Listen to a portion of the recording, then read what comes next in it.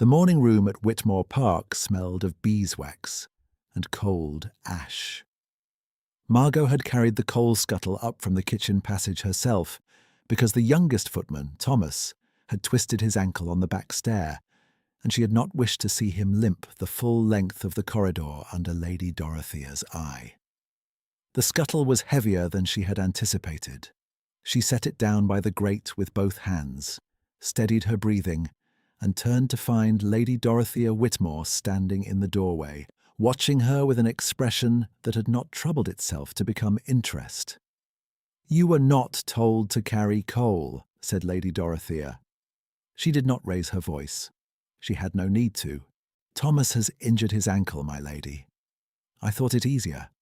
"You thought." The pause that followed was not silence so much as a verdict. "You are the new girl, from the agency. You are not paid to think. You are paid to execute instructions. The housekeeper assigns tasks.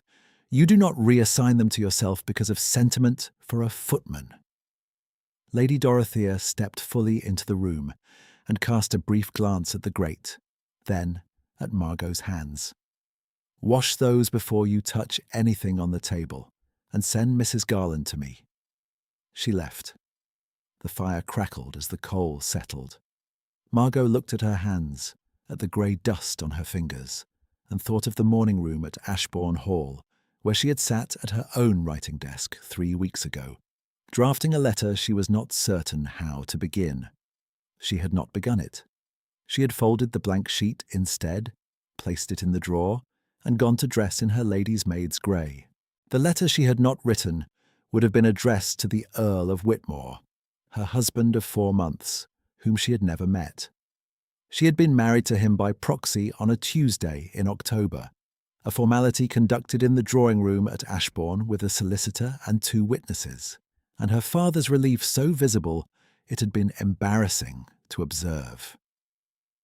The Earl himself had been in the north for reasons the solicitor declined to specify, and the marriage contract declined to explain. He had sent a seal, a signature, and a letter of 3 lines that expressed his wish that she would find Whitmore Park agreeable upon her arrival, which had been expected by Christmas. Christmas had come and gone. No carriage had been sent. No further correspondence had arrived.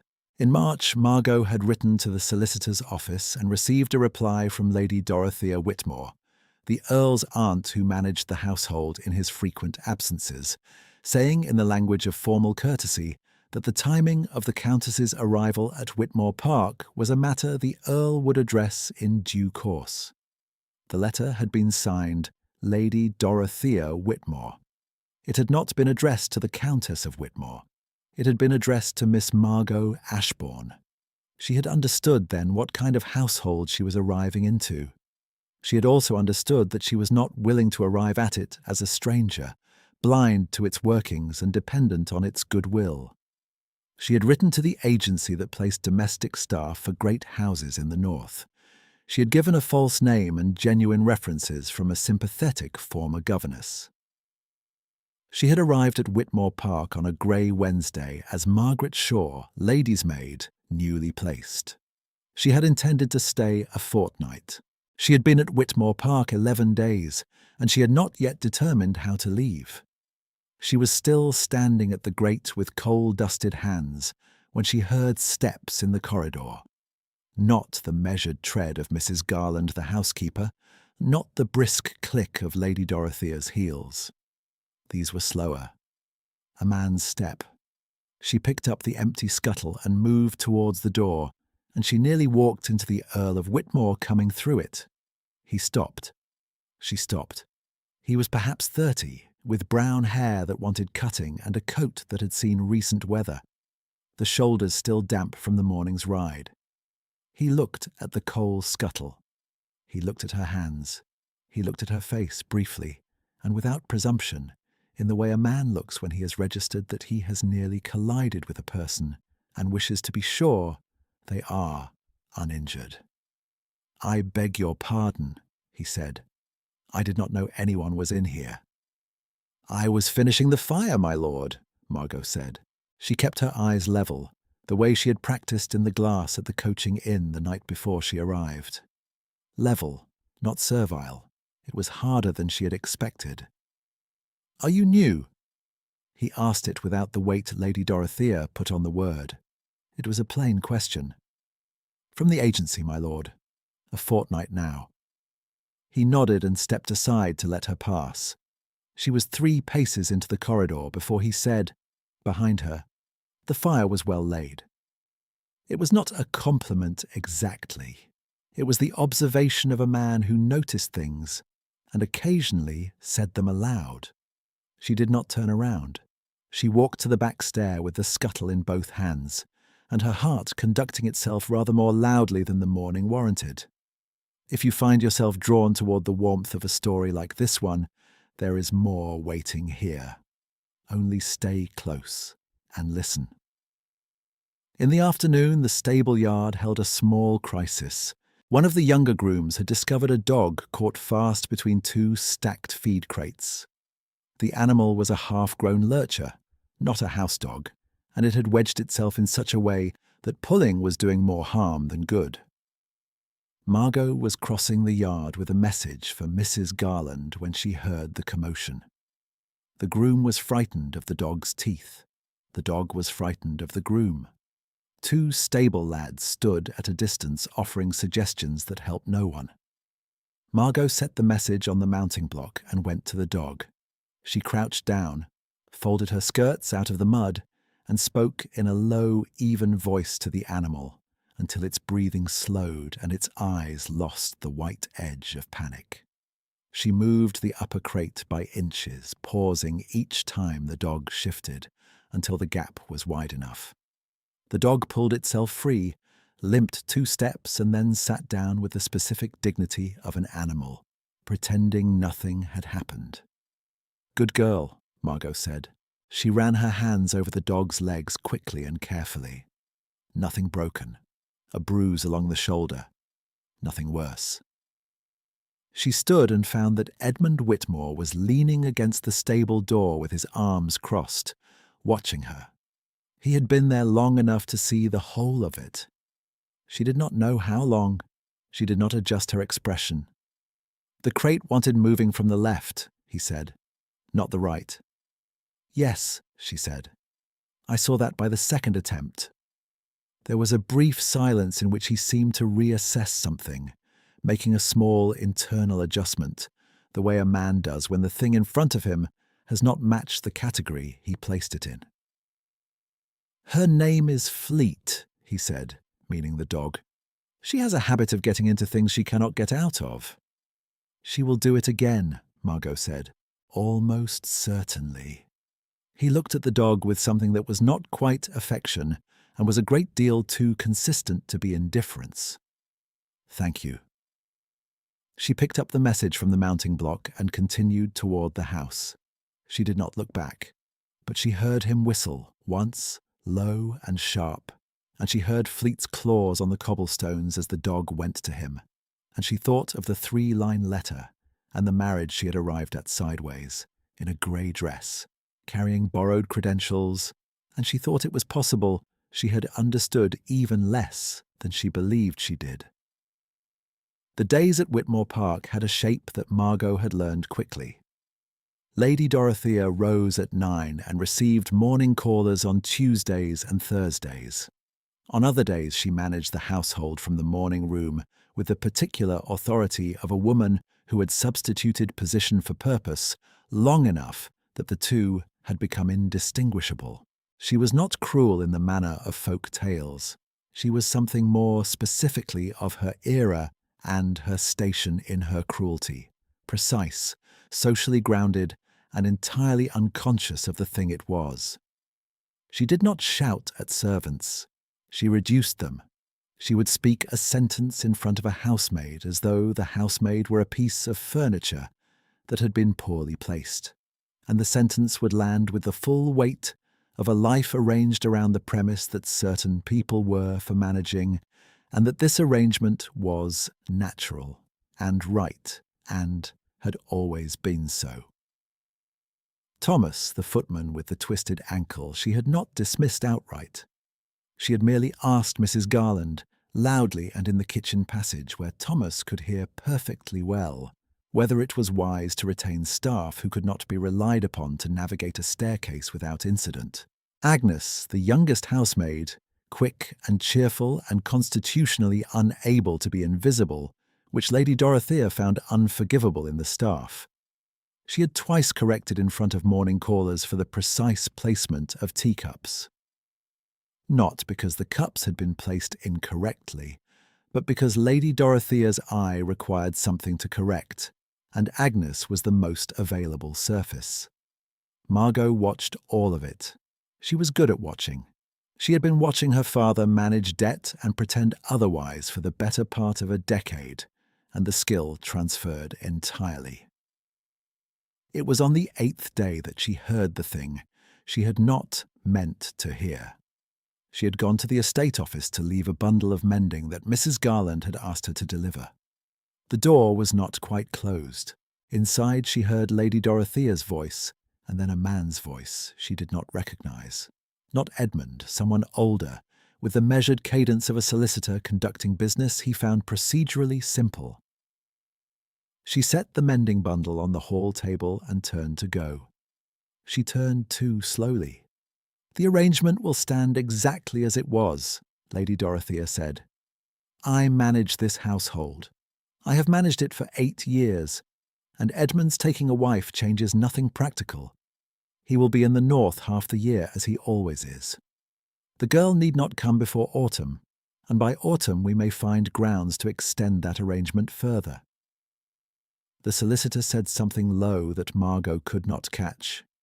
"Her family is nothing," Lady Dorothea said. The word nothing did not arrive loudly. It arrived precisely. "The Ashbournes have been reduced for years. The father is charming and insolvent. The girl herself is reported to be plain and quiet, and entirely without the connections that would make her useful in this county. Edmund married her for the estate entail and nothing else. She will not be mistress of this house in any meaningful sense. I shall ensure it." The fire in the estate office popped once. A log shifted. Margot stood in the corridor with her hands folded in front of her apron and the mending bundle still on the table beside her, and she thought about the particular way Lady Dorothea had said plain, as though it were a category that settled things. She thought about the way she had heard the same word, spoken in the same tone, in the drawing-room at Ashbourne when her father's acquaintances believed she was not within earshot. She was accustomed to the sensation of being assessed at a rate well below her own understanding of her worth. She was not, however, accustomed to hearing it delivered about herself in the third person, in her own household, by a woman who had not yet troubled herself to learn that the girl she was dismissing was already in the room. She picked up the mending bundle. She walked back to the servants' stair. She did not hurry, because hurrying would have meant something had dislodged her, and nothing had. She was still herself. She was still in the quiet, matter-of-fact way that had always been her primary mode, entirely here. That evening she sat in the small room she shared with Agnes and looked at the wall for a long time. Agnes was asleep, one arm thrown over her eyes in the specific total surrender of the very young and very tired. The candle on the washstand burned low. Margot sat with her hands in her lap and thought about the letter she had not written in October, and the ones she had not written since, and the woman in the estate office who had already decided who Margot Ashbourne was and what she was for. She thought about leaving. She thought about it carefully, the way she thought about everything, and she found that the thought did not hold. She was not finished here. She was not certain what she was waiting for, except that the waiting had not yet resolved into an answer, and she had learned years ago that leaving before the answer arrived was its own kind of defeat. Edmund came to the library on a morning when the weather had turned and made the estate grounds useless for riding. Margot was there because she had been sent to dust the upper shelves. An assignment Mrs. Garland had produced with a certain diplomatic neutrality that suggested she had noticed Margot lingering near the library door twice before and drawn the only reasonable conclusion. Margot was on the upper rungs of the rolling ladder with a cloth when Edmund came in, glanced at the fire, picked up a book from the table, and then stopped when he registered that someone was on the ladder. "I will come back," he said. "I am almost finished, my lord." He sat down in the chair by the fire anyway and opened his book, which was a species of courtesy that did not announce itself and did not require acknowledgement. Margot finished the shelf and descended the ladder. She was moving toward the door when he said, without looking up, "You read." It was not a question. She had paused at the second shelf from the top, and her hand had rested, briefly, on the spine of a volume of Johnson's essays in a way that was not dusting. "A little," she said. He turned a page. "What do you read?" She named Johnson. She named a natural history she had read twice. She named because something in the atmosphere of the room and the way he had not looked up made her less careful than she should have been. A volume of agricultural theory she had studied when she was trying to understand the accounts at Ashbourne. He looked up then. "Agricultural theory," he said. "My father's estate had difficulty with drainage. I was trying to understand the cause." A silence passed between them that had a different quality from the silences that had preceded it. He was looking at her with an attention that was not inappropriate and was entirely focused, and was the most unsettling thing that had happened to her in 11 days at Whitmore Park. Not because it was unpleasant, but because it had no precedent in any room she had stood in before. "There is a volume on Whitmore's Eastfield drainage in the third bay," he said. "Second shelf, if you want it." She thanked him and left. She did not take the volume that day. She went back for it 2 days later, when she was alone in the library in the late morning, and she stood with it open in her hands and read for 20 minutes before she heard his step at the door. He came in without ceremony and without apparent surprise to find her there, which suggested he had expected her, or at least had not expected otherwise. He looked at the volume in her hands and came to the other side of the reading table, and then they talked. Not in the way servants and their employers talk, with the careful maintenance of a distance that both parties understand as architectural, but in the way two people talk when they have each encountered someone whose thinking is unexpectedly company. He argued a point about the northeast field drainage that she disagreed with, and she said so, plainly, looking at the diagram in the volume and not at his face. He was quiet for a moment and then said, "You may be right, with the specific quality of a man who did not arrive at that sentence easily or often." The fire burned down. Outside, the rain had thickened against the library windows. Neither of them moved toward the door. She asked about the east quarter. He answered, and then asked her something in return about what she had observed in the Ashbourne drainage. And she answered. And then they had been talking for half an hour, and the rain had not let up, and the room had grown warmer from the fire, and there was a quality to the light that was particular to that hour of an overcast northern morning, grey and soft and oddly close, as though the weather had pressed the walls inward a few inches. She closed the drainage volume and set it on the table. "Thank you for the use of it," she said in the proper tone, and she turned toward the door. "Miss Shaw," he said, and she stopped, and he said nothing for a moment and then said, "There is a volume on the Cheviot drainage dispute in the fourth bay that may be relevant to what you described. You are welcome to it." She looked at him across the reading table. The rain made a small sound at the window. "Thank you," she said. Agnes, who had come looking for Margot with a message from Mrs. Garland, arrived at the library door and tapped twice, and the conversation ended as conversations do when the practical world reasserts itself. Margot followed Agnes into the corridor and did not look back, and Agnes, who was 17 and genuinely incapable of leaving a thing alone, said, in a careful whisper. "You were in there an awful long time over a book." "It was a very long book," Margot said. Agnes laughed, not unkindly, and took Margot's arm briefly as they walked. Margot thought of all the things she was not telling her, and felt the weight of them as something specific and physical, the way the coal scuttle had been on the first morning.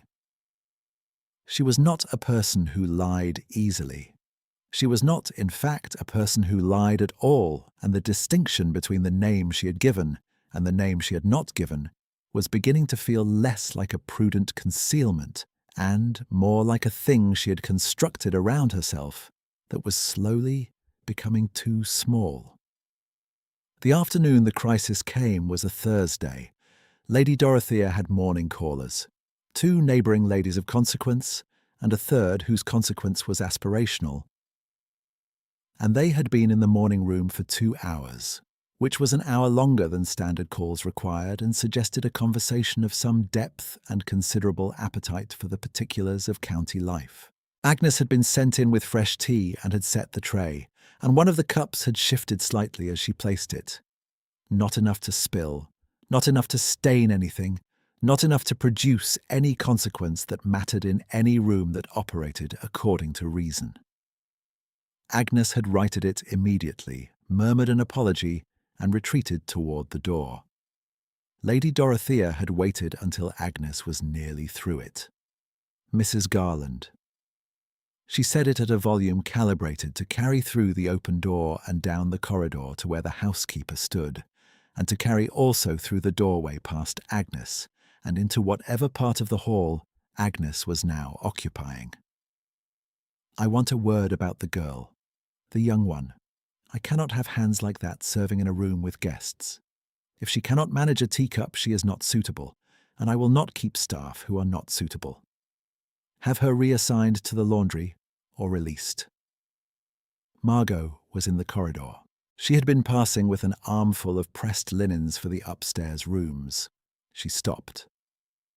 Agnes was standing in the doorway with her face arranged in the careful blankness of a girl who had learned young how to absorb a sentence like that without flinching. She was very young to have learned it. She was very young to need to know it at all. Margot thought of what she had heard through the estate office door. She thought of the letter she had not written. She thought of her own name said in a voice that made it mean nothing, in a room she had not been seen standing in. She thought of Agnes carrying the tea tray with both hands, careful as anything, one cup slipping 2 inches on a tilted surface and being righted before a drop was spilled, and the woman in the morning room requiring it to mean something larger and more dismissive than it was. Margot set the linens on the hall table. She stepped into the doorway, past Agnes, into the morning room. She did not stand at the edge of it in the way a servant stands, with apologies already arranged in the posture.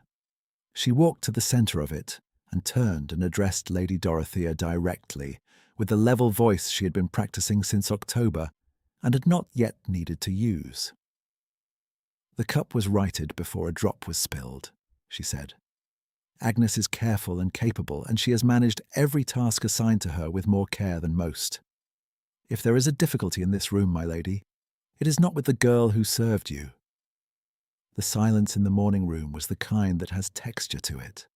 The 2 neighbouring ladies looked at their teacups.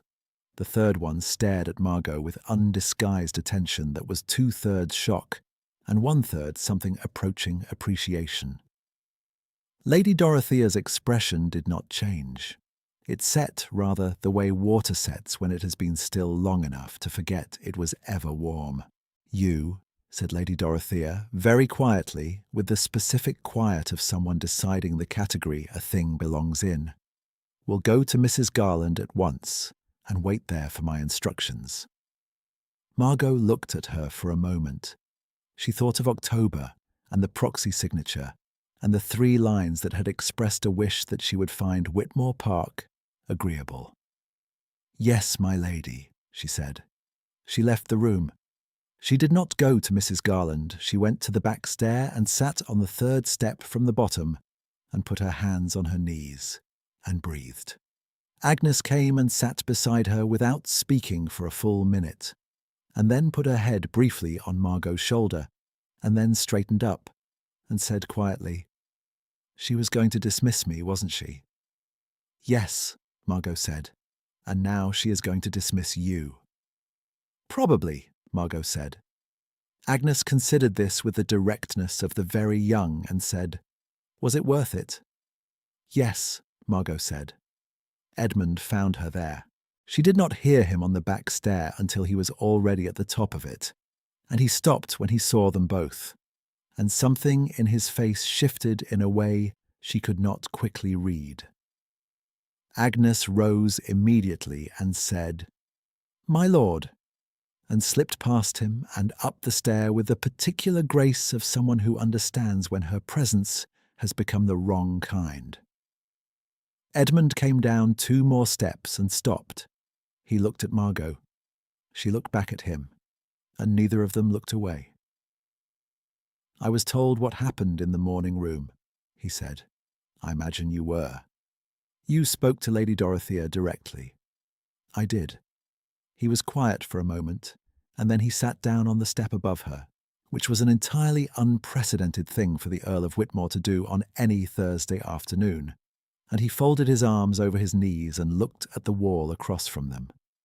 The wall had a small, damp patch. Margot had noticed it on her first day. "The girl was to be dismissed for a cup that didn't spill," he said. "Yes." "And you would rather lose the position yourself than let that stand." Margot said nothing.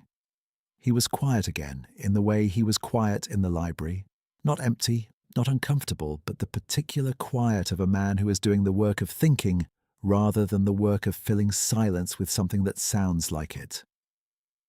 After a long while he said, "You are not from any agency." It was not a question this time. She looked at him. He was looking at the damp patch. "I never said I was not," she said carefully. "You did not volunteer that you were either." He turned his head and looked at her directly then, and what was in his face was not accusation. She could not have named what it was. It had the quality of a man who had been attending to something for some time and had now decided to say so. "Who are you?" She opened her mouth. She closed it. She thought of Mr. Carey, who had been in the village for the past week on estate business and was expected back that afternoon. She thought of the letter folded in her trunk upstairs, the one with the solicitor's seal, the one she had carried with her as a kind of talisman she had not intended to use. "I think," she said, "that is a question that will answer itself before this day is out."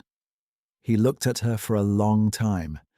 Then he said simply, "All right," and rose from the step and went back up the stair, and she heard his footsteps cross the floor above her and move towards the front of the house. She sat on the back step and waited. Mr. Carey arrived at 3:30. She heard the carriage on the gravel drive, and she heard the front door open and the sounds of a man who had been on the road for a week and was genuinely pleased to be home. She heard Lady Dorothea's voice from the morning room and Mr. Carey's brief reply, and then footsteps in the hall, and then she heard Mr. Carey stop. She had come to the top of the servants' stair by then. She was standing in the hall near the green baize door, still in her grey dress and apron, her hair dressed plainly under her cap, when Mr. Carey turned and saw her. He was 60 if he was a day, with grey whiskers and the steady dark eyes of a man who had managed the Whitmore accounts for 30 years and seen 3 earls navigate their various difficulties with varying degrees of success. He looked at her. He looked at her for a long time with the careful attentiveness of a man who is comparing a face before him to a likeness he has studied at leisure. He reached into his coat and produced a letter. He held it out to her. It was addressed in the solicitor's hand to her ladyship, the Countess of Whitmore, at Whitmore Park. "My lady," said Mr. Carey, and bowed. The morning room was very quiet. Lady Dorothea had come to the doorway when she heard the carriage on the drive. The two callers from the morning had not yet gone. They were still in the room, motionless now, teacups set down. Edmund was at the entrance to the hall, having come through from the study at the sound of the carriage, and he stood with one hand on the doorframe and looked at Margot, and she felt the full weight of the hall between them. The hall was not a large space. It held all of them. Mr. Carey straightened from his bow and said, without inflection, into the absolute quiet, "The Countess of Whitmore has arrived at Whitmore Park. I beg her ladyship's pardon for the delay in the correspondence. The solicitor's letter was sent to the wrong direction and has only now been forwarded." Nobody moved. Lady Dorothea's face performed a series of small revisions in sequence that were each, individually, difficult to name and were, taken together, unmistakable. She looked at Margot. She looked at the letter in Margot's hands. She looked at Mr. Carey's bow, and the precise quality of his address. The way he had said "my lady," the way a man says it when he means it entirely. She looked at Edmund. Edmund was looking at Margot. Margot held the letter and looked at Lady Dorothea and thought of the word "plain," spoken in an estate office to a solicitor who had not thought to close a door. And she thought of Agnes on the back step, and she thought of the drainage volume on the library table. And she did not speak. She had nothing to perform. She did not need to perform anything. The room was doing the work. "I arrived," Margot said at last, quietly, to no one in particular and to everyone in the hall, before the correspondence did. "I thought it better to know the house before I was known in it." One of the neighbouring ladies drew a quick breath, not from displeasure. Lady Dorothea said, "You," and stopped. She had more to say. She was the kind of woman who always had more to say. She had been managing rooms with the instrument of her voice for 8 years, and she had never lacked for the next sentence. But the room had shifted in a way that made the sentence she had prepared for a servant inapplicable, and the sentence she had prepared for the future countess, the plain and quiet girl from the reduced family, the one to be managed from a distance until she understood her place. That sentence also no longer had anywhere to land. She looked at the two callers and found them looking not at her, but at Margot, with the specific bright attention of women who have understood that they are present at something they will recount for some years, and that the correct posture is not Lady Dorothea's. "You misled this household," Lady Dorothea said. Her voice was still level. It cost her something. "I did not misrepresent myself," Margot said. She said it without anger, because the anger was not the point, and had never been the point. "I gave a name that was mine until October. I asked no one to make assumptions about me. This household made them without my assistance." Mr. Carey, who had served 3 Earls of Whitmore and retained his position through all of them by the virtue of knowing when to stand very still, stood very still. Edmund crossed the hall to where Margot was standing. He was not hurrying. He stopped beside her and turned to face the room as she faced it, and his standing there, at that angle beside her, was the most complete sentence the morning room at Whitmore Park had received in a very long time. He said to Lady Dorothea in a tone of complete mildness, "I believe my wife will wish to see the house properly. Perhaps you might ask Mrs. Garland to arrange it." Lady Dorothea looked at him. She looked at Margot. She looked at the room full of witnesses who had watched all of it and were still watching. She said, "Of course," in a voice from which every other available option had been carefully removed, and she went to find Mrs. Garland. In the following hour, the morning callers departed with a warmth they had not arrived with. Mr. Carey produced a great deal of correspondence that had been accumulating. Agnes was found in the laundry by a bewildered underfootman and informed that she was not to be reassigned or dismissed. and that if she wished to remain at Whitmore Park as lady's maid to the Countess, the position was available to her. Agnes's response was incoherent and entirely affirmative. Edmund walked with Margot through the West Wing rooms in the late afternoon, the two of them passing through spaces that held the low gold light of that hour and smelled of beeswax and old wood and the particular dusty warmth of rooms that have been properly cared for across many years. She had been through these rooms already, alone, in her grey dress, carrying things. Now she walked through them at his side, and the rooms were the same rooms, and they were not. At the entrance to the library, he stopped. "You read the drainage volume," he said. "I did.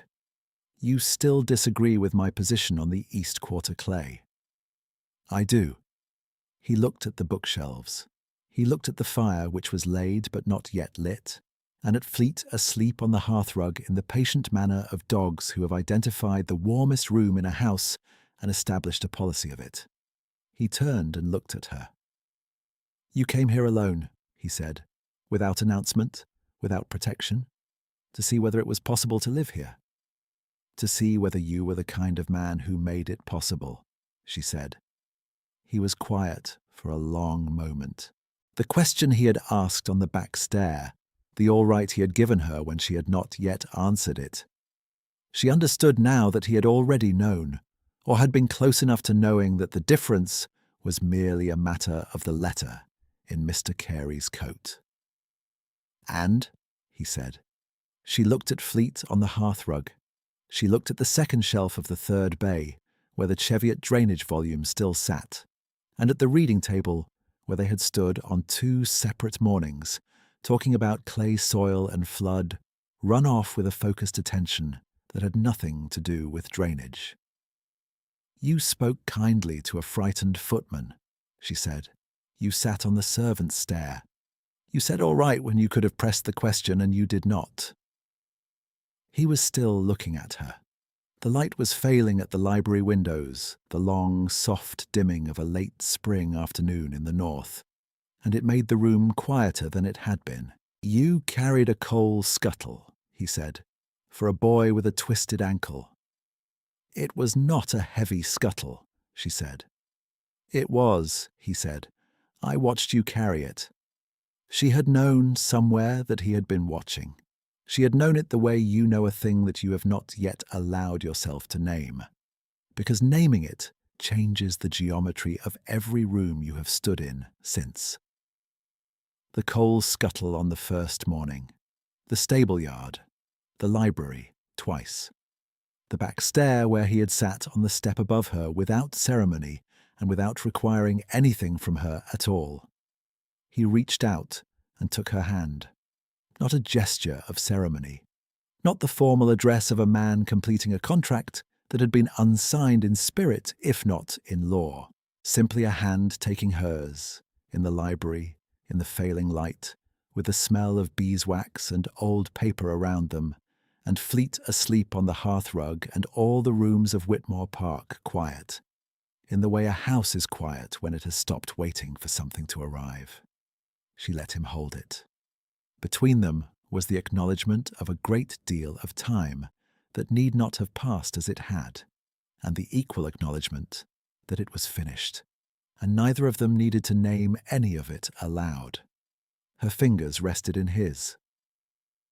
Outside, the wind had picked up enough to move the yew hedge along the south wall, and she could hear it. A sound she had heard 11 mornings in a row from a servant's room, and would hear tomorrow from somewhere else entirely.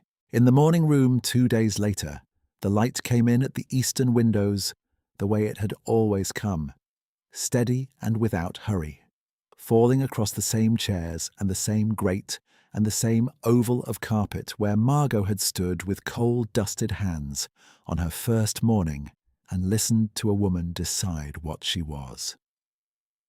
Mrs. Garland had asked whether her ladyship preferred the morning room arranged as it was, or wished any alteration made. Thomas, whose ankle had healed, had laid the fire. Margot stood at the window and looked out at the gravel drive, and the yew hedge, and the line of grey-green hills beyond the park wall. She said she would leave the room as it was for now and review it in the week. Mrs. Garland said, "Very good, my lady," and went. Fleet was at the library door somewhere, requesting entrance, which she expressed by sitting in front of it and being loudly patient. Margot placed her hand on the window frame. The stone was cool under her palm and solid, as it had always been. Outside, the drive was empty, and the morning was the quiet kind. From somewhere in the west wing came the sound of Agnes dropping something small and metallic, and then laughing at herself. A sound with no anxiety anywhere in it. The morning room held her the way a room holds a person when it has decided, at last, that they belong in it.